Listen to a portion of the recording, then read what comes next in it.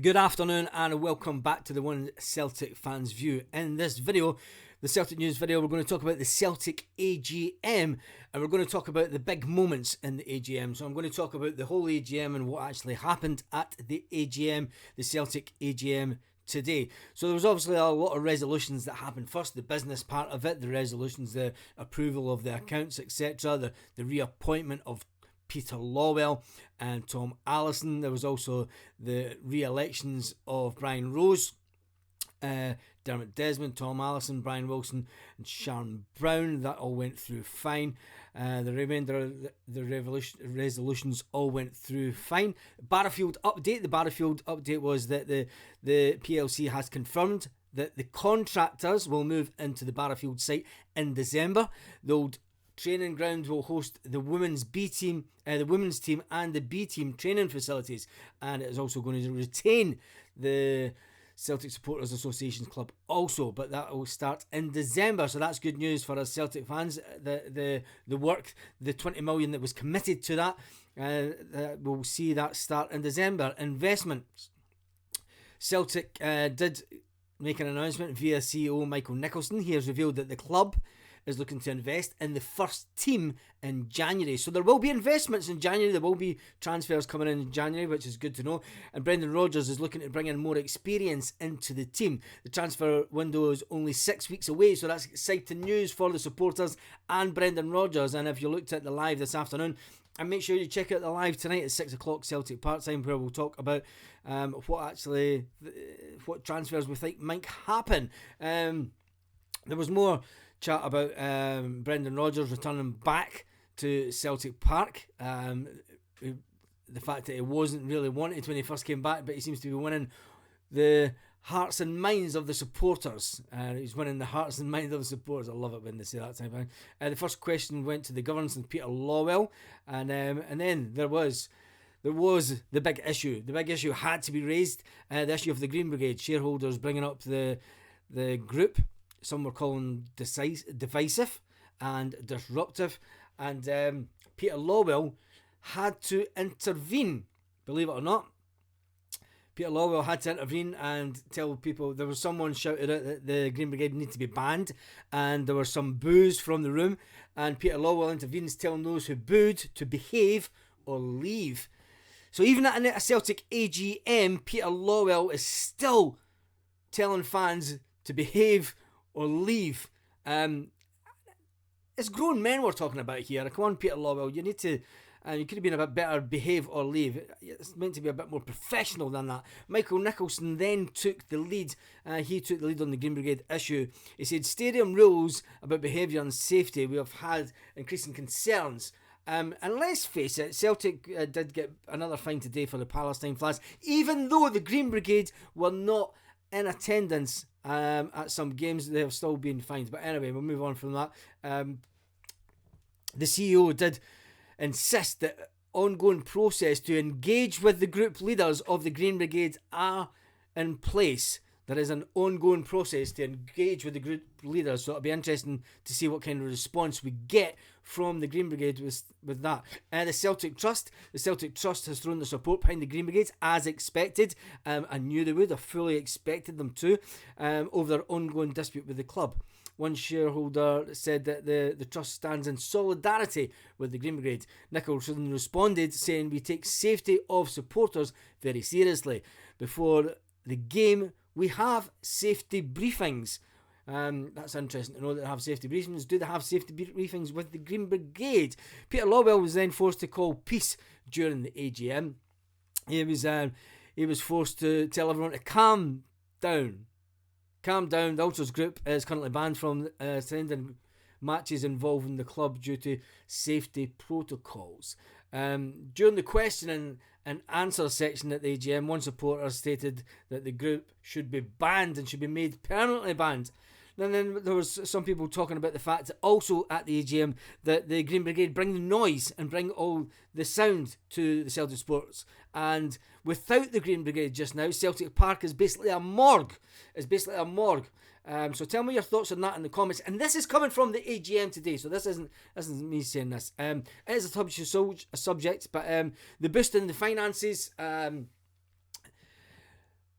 was branded obscene by one fan, and obscene the fact that we've got 70 odd million in the, and I found that one a bit strange. When you look at some clubs around the world, banking money like that is to protecting yourself from the future and knowing that you might not retain a certain level of income. Celtic, as a PLC, as a board, and I fully respect them on this behalf, because as a board they know that they might struggle to get into the Champions League in years to come.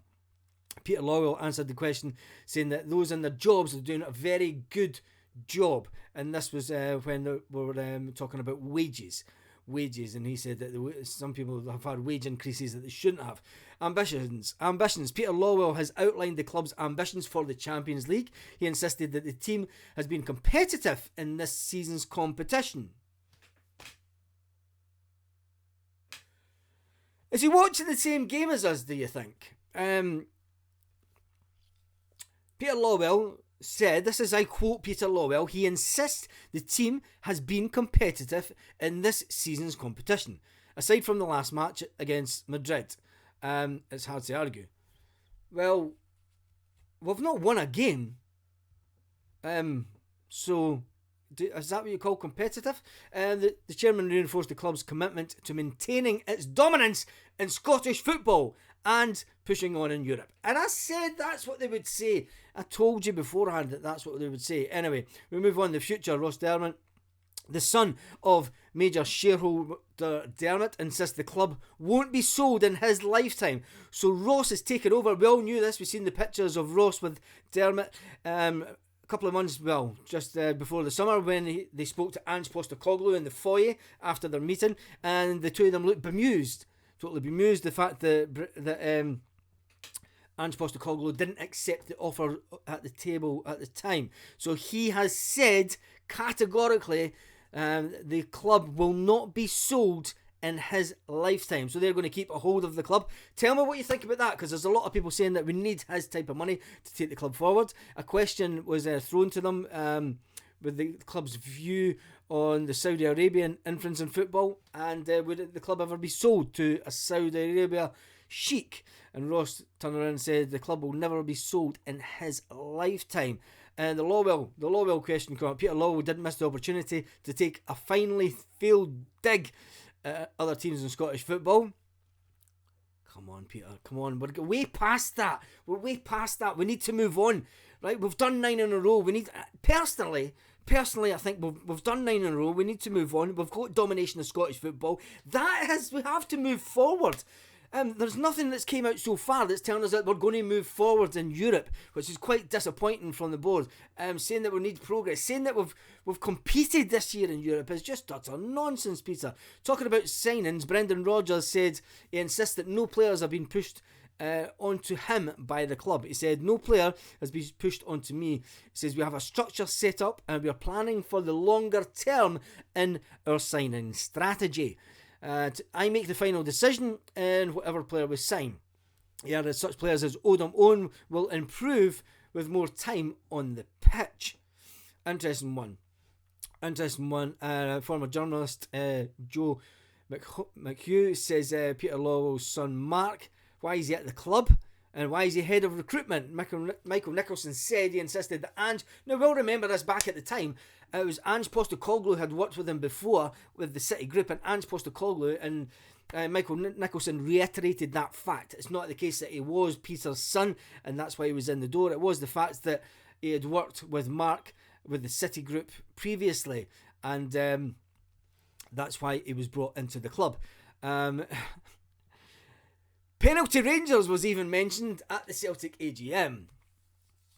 Penalty Rangers was mentioned, and Michael Nicholson has taken the chance to poke fun at the amount of penalties that Ibrox Club have been awarded. When asked the question relating to VAR and why Celtic didn't get a lot of things in their recent games, he unwittingly replied, Penalty Rangers.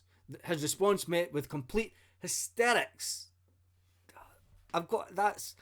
We need to move on as a club. We need to move on. We need to think of bigger things. This constant is okay just to beat Rangers and to win the league. No, it's not. For 20 years now, it has not been okay just to beat Rangers and win the league. We want more out of our club. We want to progress in the Champions League. We do not want to just turn up and just make up the numbers in the Champions League. We want to actually progress. We want to make further moves in Europe. We are not doing that. Once again today, there is nothing that's come out of the Celtic board that has told me that it's going to be better in the Champions League next season. Postponement. There was time for the Celtic board to get a cup of coffee, etc. And then there was another dig by Peter Lawwell relating to the Sevconians and referee John Beaton. John Beaton, he insisted that the last penalty Rangers was for John Gregg, handball. That was the last legitimate penalty for Rangers. Jota back. One fan asked about the possibility of Jota returning on loan in January since he moved to Saudi Arabia. He was omitted from the squad, as you remember, in Saudi Arabia. Rodgers hinted he will ask Michael Nicholson nicely. Nonsense. It's never going to happen. He'll ask him nicely, but we know it will not happen. The AGM went on. Rodgers has a way to speak to the media, and he'll take questions to the media with regards to players and all the rest of it. And then that was kind of it. That was it. There's not a lot in there that tells me we're going to move forwards as a club. Tell me what you think about the AGM, the Celtic AGM today. Did it live up to your expectations? You know, it was all backslapping and voting people in and telling everybody they've done a great job. As I said before, the PLC will turn around and say, look, we plan to continue Scottish football domination. Is that good enough? Is Scottish football domination the pinnacle of all we're going to get out of Celtic? Is the domination of Scottish football and winning trebles is fine and dandy, but, you know, give me winning the league and a good run in Europe every year any day over that. Any day. And that seems to me that the board are seeming to be a little bit complicit in the way that they think that Scottish football is going, and the way that they think that they're going, and they think they're all doing a good job. The fact that Dermot's son said they will not sell the club, where does that leave the ambition of the club? Tell me that in the comments. And on that note, try and have a fantastic day, Celtic fans all around the world. Share this video and make sure that you give it a thumbs up. Aye, subscribe to One Celtic Fans View. Hail, hail. Hail. See you later. All right, thanks a lot. See you later. Lit. Roll up to